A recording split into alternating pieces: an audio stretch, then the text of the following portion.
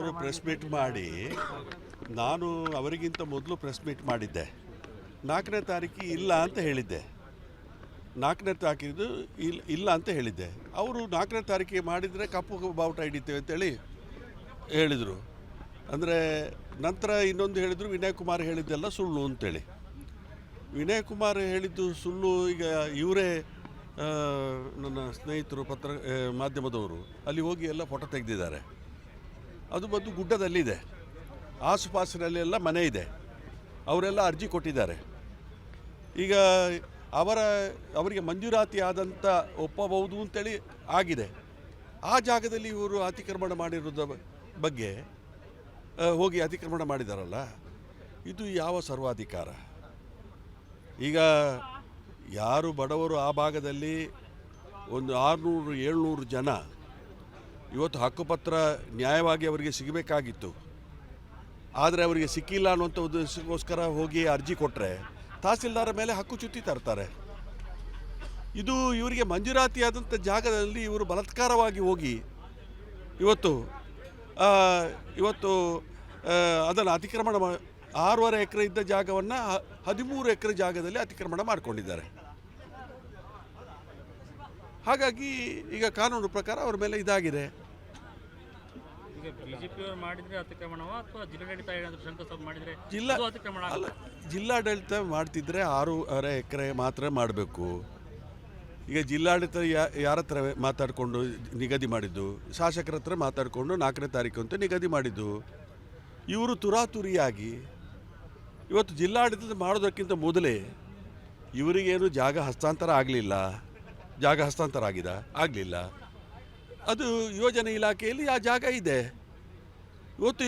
ಅಥವಾ ಇವರ ಸಮಿತಿ, ಕಂಬಳ ಸಮಿತಿ ಅಂತ ಹೇಳ್ತಾರೆ, ಬೇರೆ ಬೇರೆ ಕಡೆಗಳಲ್ಲಿ ತಾಲೂಕುಗಳಲ್ಲಿ ಕಂಬಳ ಸಮಿತಿಯಲ್ಲಿ ಶಾಸಕರು ಅಧ್ಯಕ್ಷರು ಅಂತ ಹೇಳ್ತಾರೆ. ಎಲ್ಲ ಆದಂಥ ಕಂಬಳದಲ್ಲೇ ಅಧ್ಯಕ್ಷರು ಇರೋದು ಬಿಟ್ಟರೆ, ನೂತನವಾಗಿ ಆಗುವಂಥ ಕಂಬಳದಲ್ಲಿ ಅಧ್ಯಕ್ಷರಾಗ್ತಿದ್ದರೆ ಜಿಲ್ಲಾಡಳಿತದಲ್ಲಿ ಮೀಟಿಂಗ್ ಕರೆದು ಮಾಡಬೇಕಲ್ಲ. ಜಿಲ್ಲಾಡಳಿತದಲ್ಲಿ ಮೀಟಿಂಗ್ ಕರೆದು ಅಧ್ಯಕ್ಷರಾಗಿ ಮಾಡಬೇಕಲ್ಲ, ಅದು ಮಾಡಿಲ್ಲ. ಇವರೇ ಸ್ವಯಂ ಘೋಷಿತ ಆ ಶಾಂಭವಿ ಹೋಟೆಲಲ್ಲಿ ಅವರದೇ ಪಕ್ಷದ ಕೆಲವು ಮುಖಂಡರುಗಳು ಸೇರಿ ಅದರಲ್ಲಿ ಎಲ್ಲ ಅವರ ಪಕ್ಷದವರೇ ಇದ್ದದ್ದು, ಅದರಲ್ಲಿ ಇವತ್ತು ಘೋಷಣೆ ಮಾಡಿಕೊಂಡಿದ್ದಾರೆ. ಅದು ಸಿಂಧು ಆಗ್ತದ? ಆ ಸಮಿತಿ ಸಿಂಧು ಆಗ್ತದ? ಜಿಲ್ಲಾಡಳಿತ ಮಾಡಬೇಕಲ್ಲ. ಮುಹೂರ್ತಕ್ಕೋಸ್ಕರ ಆ ದಿವಸ ಮಾಡಿದ್ದು, ಆ ಮುಹೂರ್ತ ತಪ್ಪಿಸಬೇಡಿ ಅಂತ ಹೇಳಿ ನಾವು ಅವರಿಗೆ ಅವರಿಗೆ ಒತ್ತಾಯ ಮಾಡಿದ್ವಿ. ಬಟ್ ಅವರು ಯಾವ ಮುಹೂರ್ತ? ಬ್ರಾಹ್ಮಣರು ಕೊಟ್ಟಂಥ ಮುಹೂರ್ತವನ್ನು ಬ್ರಾಹ್ಮಣರು ಕೊಟ್ಟಂಥ ಮುಹೂರ್ತ ಅಲ್ಲಿ ಇಲ್ಲಿ ಪೆರಡೂರಲ್ಲಿ ಅನಂತ ಪದ್ಮನಾಭ ದೇವಸ್ಥಾನ, ನಗರಿಗೋಪುರ, ಇಡೀ ತಂತ್ರಿಗಳು ಕೊಟ್ಟಂಥ ಮುಹೂರ್ತ. ಅದಕ್ಕೆ ಹೋಗಿ ಸ್ಟೇ ತರ್ತಾರೆ, ಅದಕ್ಕೆ ಹೈಕೋರ್ಟಿಗೆ ಹೋಗಿ ಸ್ಟೇ ತರ್ತಾರೆ. ತಂತ್ರಿಗಳೇ ಕೊಟ್ಟ ನಗರಿಗೋಪುರ ಇದಕ್ಕೆ. ಅದು ಅಲ್ಲ, ಅಲ್ಲಿ ಸ್ಥಳೀಯರು ಯಾರು ಸ್ಥಳೀಯರು? ಸ್ಥಳೀಯರ ಹೆಸರಲ್ಲಿ ಇರ್ಬೋದು. ಲಾಲಾಜಿ ಮಂಡನ್ ನನಗೇ ಗೊತ್ತಿಲ್ಲ ಅಂತ ಹೇಳ್ತಾರೆ, ಅವರ ಹೆಸರಿದೆ. ಅಲ್ಲಿ ಒಬ್ಬ ಸೇರಿಗಾರ ಅಂತ ಹೇಳಿದ್ದಾನೆ, ಅವನು ನನಗೆ ಗೊತ್ತೇ ಇಲ್ಲ ಯಾರು ಹೋಗಿ ಅವನು ಹೇಳ್ತಾನೆ. ಶಾಸಕರೇ ಹೋಗಿರುವಂಥದ್ದು ಅದೆಲ್ಲ ಶಾಸಕರು ಅದೆಲ್ಲ ಮಾಡಿಸುವಂಥದ್ದ? ಶಾಸ್ತ್ರದ ಬಗ್ಗೆ ನಂಬಿಕೆ ಇದ್ದಂಥವರು, ಧರ್ಮದ ಬಗ್ಗೆ ನಂಬಿಕೆ ಇದ್ದವರು, ದೇವರ ಬಗ್ಗೆ ನಂಬಿಕೆ ಇದ್ದಂಥವರು ಇದೆಲ್ಲ ಮಾಡುವಂಥದ್ದ? ದೇವಸ್ಥಾನದ ಕೆಲಸ ಕಾರ್ಯಕ್ಕೆ ಅಡ್ಡಿ ಮಾಡ್ತಾರೆ ಅಂತ ಹೇಳಿದರೆ, ಅಲ್ಲಿ ಬೈಪಾಸ್ ರಸ್ತೆ ಆಸ್ಕರ್ ಫರ್ನಾಂಡಿಸ್ ಅವರು ಮಂಜೂರಾತಿ ಮಾಡಿದರು. ಈಗ ಅದನ್ನು ಸಾಬಾ ಕಂದ್ಲಾಜೆಯವರು ಕ್ಯಾನ್ಸಲ್ ಆಯಿತು. ಈಗ ಅಲ್ಲಿ ಹೋಗುವಾಗ ಆ ದೇವಸ್ಥಾನ 1200 ವರ್ಷದ ದೇವಸ್ಥಾನ, ಅಲ್ಲಿ ಆ ಕಂಪೌಂಡ್ ಹೋಗ್ತದೆ, ವಾಸ್ತು ಹೋಗ್ತದೆ, ಕೆರೆ ಹೋಗ್ತದೆ. ಭಟ್ರು ಹೇಳ್ತಾರೆ ವೈಬ್ರೇಷನ್ ಬರ್ತದೆ ಅಂತೇಳಿ, ಪೀಠದಲ್ಲಿ ವೈಬ್ರೇಷನ್ ಬರ್ತದೆ ಅಂತ ಹೇಳ್ತಾರೆ. ಈಗ ಇರುವಂಥ ಇವರು ಪ್ರಸ್ತಾಪ ಮಾಡಿದ್ದಕ್ಕಿಂತ ಕಡಿಮೆ ಹಣದಲ್ಲಿ ದೇವಸ್ಥಾನದ ಜಾಗದಲ್ಲಿ ಇವತ್ತು ಮಾಡಲಿಕ್ಕೆ ಅವಕಾಶ ಇದೆ, ಪ್ರಪೋಸಲ್ ಕೊಟ್ಟಿದೆ. ಅದಕ್ಕೆ ವಿರೋಧ